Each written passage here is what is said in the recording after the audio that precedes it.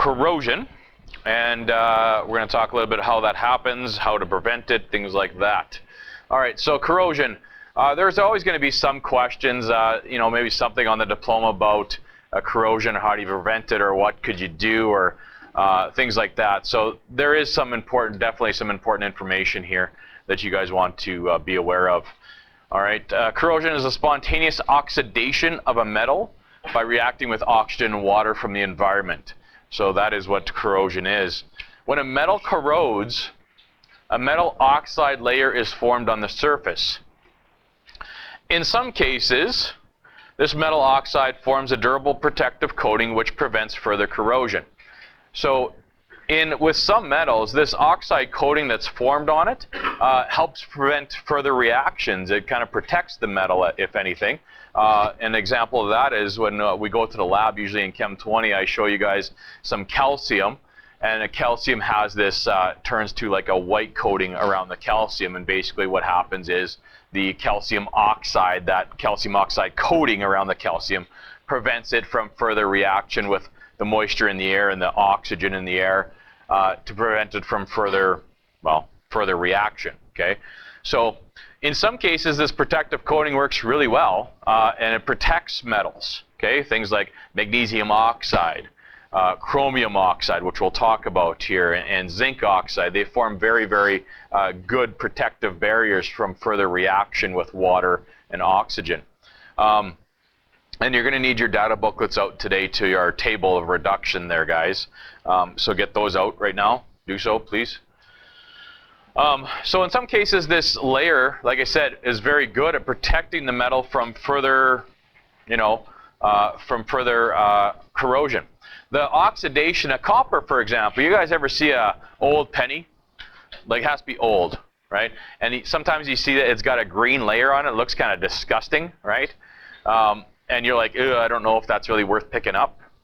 I pick it up because I'm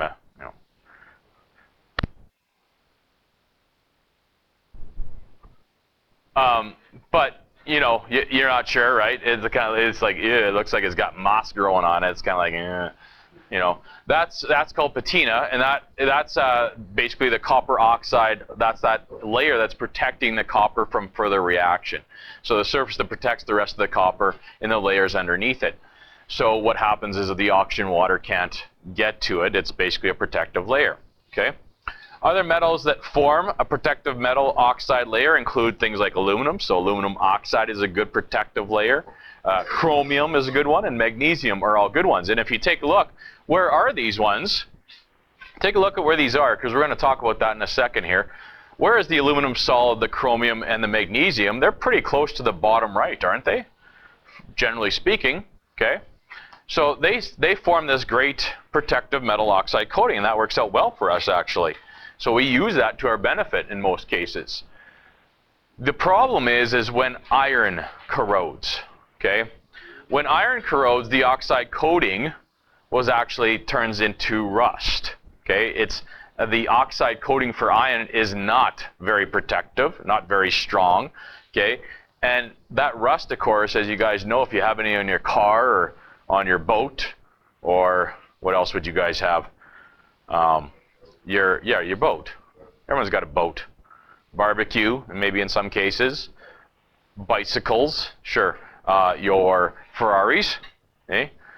When you get rust on there, it easily flakes away, okay? And the problem with that is because that layer is not very solid and not very good and easily flakes away, when it flakes away, it exposes more iron. And that iron will rust and exposes more again when it flakes away. So like if you ever have anything to do with old cars, you have to basically either sometimes you got to cut that piece out if it's really bad, or you have to grind it down, get rid of that rust completely, because if you don't get rid of it completely, it's going to continue to rust. And you can do whatever you want over top of it, but if any oxygen or water gets trapped in there next to it, it's going to just continue to rust and rust, okay? So it's really important when you're dealing with that kind of stuff that you make sure you get rid of it completely, because it'll just keep on flaking off and flaking off. And as it flakes off, new iron's exposed, it's going to rust as well. So that's the problem with iron here. Okay, iron, what do you use iron for? Well, anything steel. Okay, steel is iron. Do you ever look underneath your car? You know, there's probably some steel involved in that, and probably not as much as there used to be, but there is. Okay, actually, Ford trucks now are all going to be aluminum. That's the new deal with Ford trucks, apparently. Everything's going to be some type of aluminum, apparently. But if you look underneath your car, there's always going to be some rust underneath there because, of course, right, there is some iron involved in that, in the frame or whatever the case might be. Okay, so corrosion of iron, how does that happen?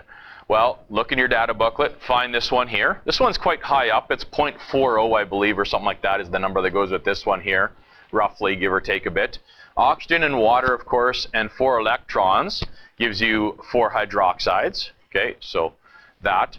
And the oxidation of iron. So where's iron in comparison to that? Is that going to be an SOA and SRA reaction? Absolutely, it will be. Okay.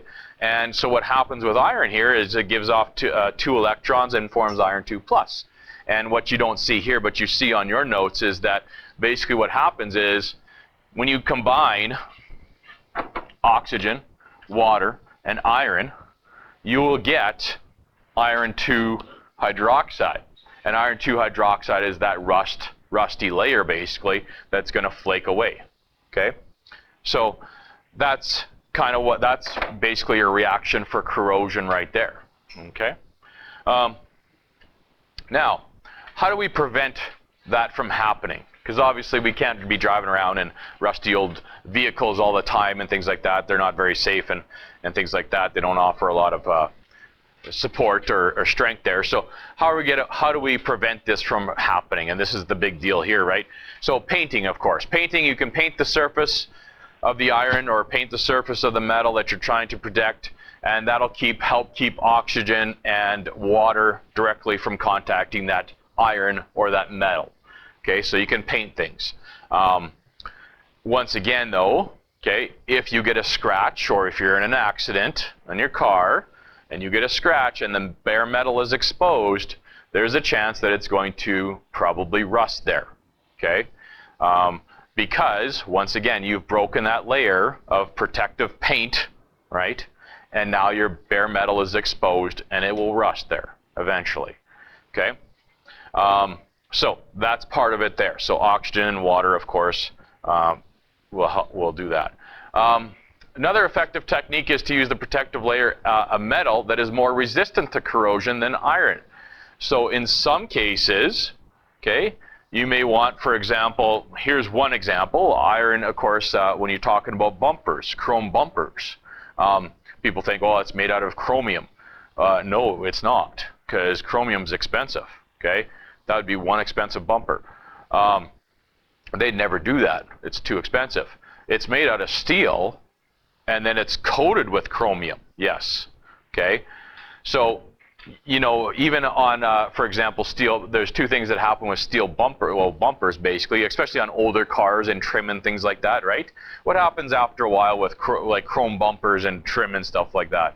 What's the first thing that happens? Is it shiny all the time? You guys don't know because you guys don't have a 53 Ford like me, eh? Is it always shiny? After a while, after years and years, what happens? It becomes dull, right? Because that chromium is reacting with the oxygen in the water, and it's forming chromium oxide, right? And it becomes kind of hazy, right? You know what I'm talking about? It becomes hazy, and then it's like, oh, geez, that doesn't look pop, and it doesn't shine as good, right? So then you got to get the mothers out, car wax, and you got to strip it down, basically, and take that layer off, right? Which, again, exposes more chromium, and it looks shiny again, and it's all good. The problem is, the other problem is, of course, if you break that chromium protective layer, then, you know, you've seen those cars too, where you see you see rust on the bumpers, right? Now all of a sudden you get that once again you're back to the iron part of the steel, okay, or whatever, you know, whatever metals they decide there, and it starts to rust, okay, because you've broken that layer that's protecting it. So that's something else to consider. So chromium, okay, can do that. Once again, a protective layer is effective as long as it completely covers the iron object. If you get a hole or a scratch or you're in an accident, heaven forbid, okay, the metal underneath can corrode, all right? Iron alloys are often more resistant than pure iron as well. Stainless steel, for example, is an iron alloy containing at least 10% chromium. But once again, okay, some of these metals are way more expensive than others. So iron, it is corrosion resistant, but once again, it's much more expensive than regular, just plain old iron. So once again, you have to kind of weigh that out, right? Is it worth it in the big scheme of things? You know, how much money are you going to make off that, et cetera, right? So those are all things that need to be taken into consideration. But obviously, if you have something that's very valuable and you want it protected, that might be a better way to make it in some cases. Galvanizing. Galvanizing, so there, once again, there's a couple ways. Well, maybe I'll just review them at the end here. But galvanizing is another way to protect, okay, iron, basically from corroding. All right. The key with galvanizing is this: it is a zinc layer. Okay, galvanizing means zinc. If you go to Home Depot or Rona and you buy the galvanized screws or the nails, galvanized nails, that means they've been dipped in zinc. They have a zinc protective coating on them. Okay, and that it's something you probably should know.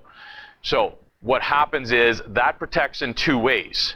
First of all, okay, if water does come into contact with the zinc and the oxygen, if water and oxygen come in contact with zinc, zinc oxide is one of those durable coatings, okay? So it protects that iron because it forms that durable coating on the outside, and that's good, okay? It helps prevent further reaction with the zinc. The second way it protects is if you get your data booklet out, and this is important because this is ultimately what it's all about here. If you look where zinc is compared to iron, which one is the water going to react with? Which one is the water and the oxygen going to react with first? Zinc or iron? And the answer is zinc, because remember, during these reactions, it's always the SOA and the SRA. Yes? Okay? That's the reaction that's going to take place. Well, the SOA, we've already determined, is the water and oxygen, right? So what's the SOA that's going to react with it? Or sorry, what's the SRA that's going to react with it? Well, look in the bottom right and start working your way up. What's the first one that you come across? Is it zinc or iron? It's zinc, yes? In the bottom right, working your way up. It's zinc. So even if that zinc oxide coating doesn't protect it, the first part that's going to get eaten up, basically, or the first part that's going to corrode, or the first part of this reaction is going to be with the zinc and not the iron, which is good, okay? Now, eventually, if it eats all the zinc up, that zinc coating, yes, it will be the iron, but that would probably take a little while, of course, okay? Usually you use these zinc screws and zinc galvanized screws or galvanized nails. You can see it says zinc coated on it, or it'll say galvanized or whatever. Usually use them in fence boards, decks, things like that, right, to help protect it. Otherwise, all the moisture and water outside with all the oxygen, it would rust, right, if you just had a plain old nail, okay, iron nail. All right, therefore, zinc becomes the anode and is oxidized to zinc ions first, okay, before it gets to the iron part.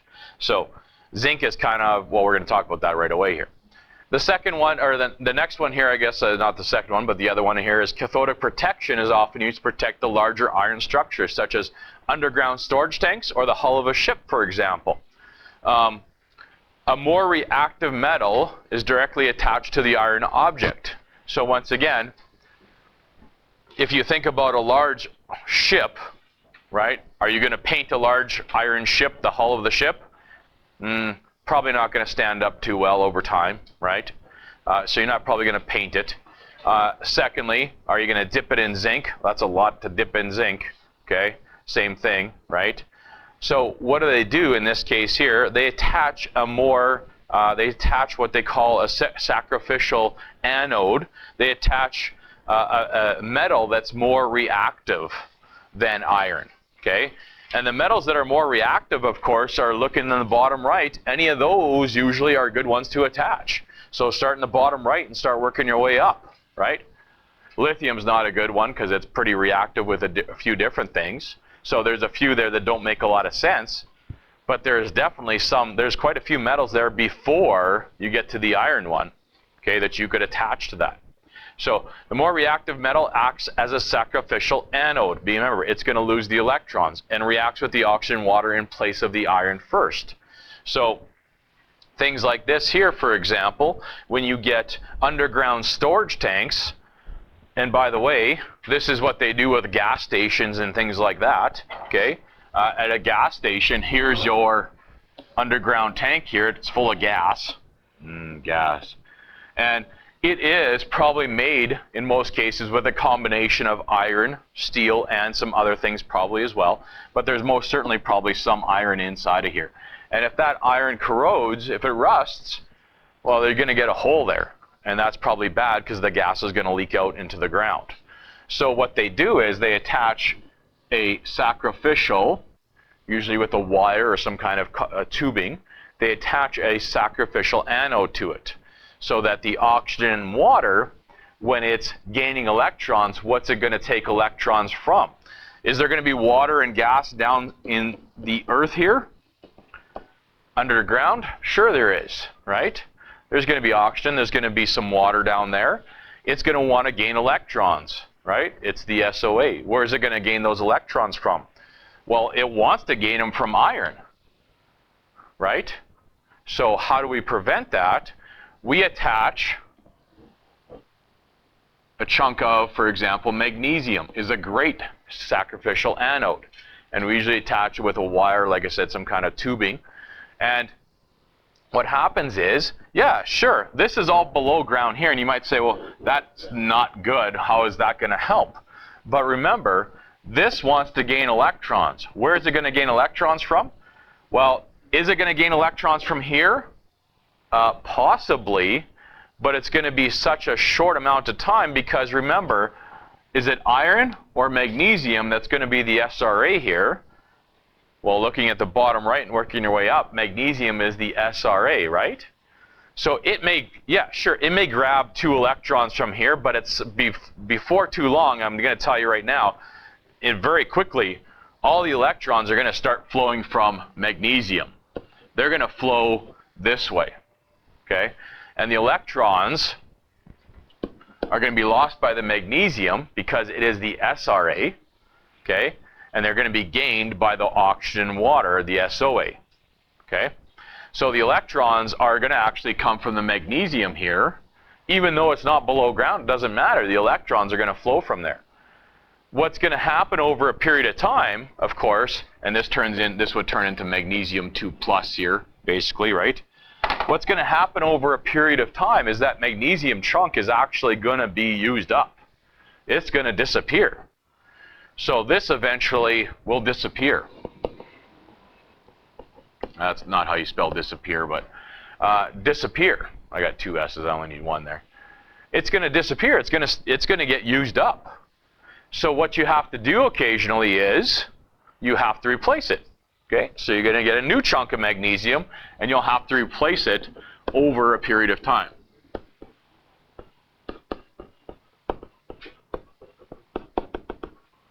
Okay, works out quite handy actually, because if you didn't replace it, well, you're going to replace that chunk, and you're just going to keep replacing it as time goes on.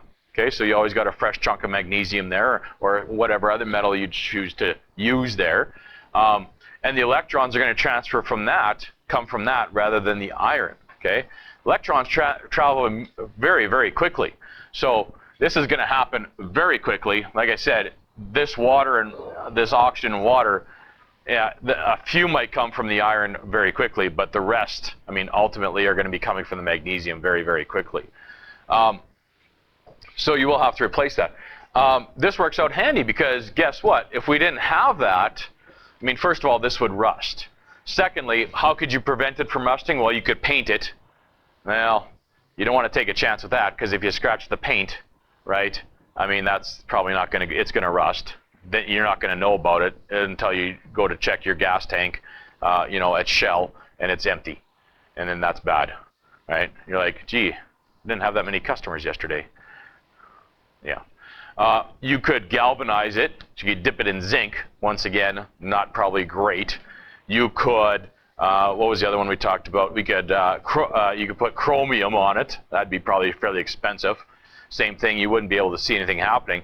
This is the cheapest, best way to do this, and you can actually see that protection there, right? You can see it. You don't have to dig it up and repaint it in case something shifts in the earth or whatever the case might be. You don't have to dig that up constantly, right? Because you can see that and you know you have that protection there. All right? So that's called a sacrificial anode, okay? Because it just keeps on getting used up, and it helps protect that gas tank down there. Ships also use them, so they stick a chunk of magnesium or whatever that case might be. They'll stick it on the hull of a ship, same thing. And it doesn't have to be in the water, doesn't matter, because the electrons are going to flow from that chunk rather than the iron. Because remember, corrosion happens when iron solid turns to iron 2+, right? So instead of the iron changing to iron 2+, it's going to change from magnesium to magnesium 2+. That's going to get used up first. Then, yes, if you don't replace it, then the iron. But first of all, that's going to happen. Yep. Why couldn't you just, when you dig up a hole, why couldn't you just make a shell like concrete?